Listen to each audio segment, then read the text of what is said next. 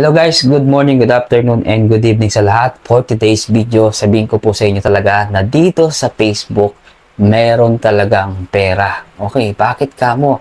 Kasi lahat po ng mga content creator at kahit sino po ay pwede maging isang content creator at pwede maging isang sikat na vlogger. Pero ang tatandaan mo guys, bilang isang content creator, kailangan meron kang tiyaga, meron kang determinasyon, kailangan meron kang sipag, may sipag at tiyaga, di ba? Inuulit ko sa inyo, sipag at tiyaga, may determinasyon, may tiyaga ka lagi sa mga videos mo, kailangan mong pag-isipan kung ano yung mga content na ilalagay mo sa mismong page or profile mo. Kaya ako guys, ito nandito ngayon sa social media, wala akong pakialam kung anong ginagawa ko ngayon, ang importante, nag-i-enjoy ako kung ano yung mga nagagawa ko sa buhay. At siyempre, ang number one dyan, sumasahod ako. O, di ba?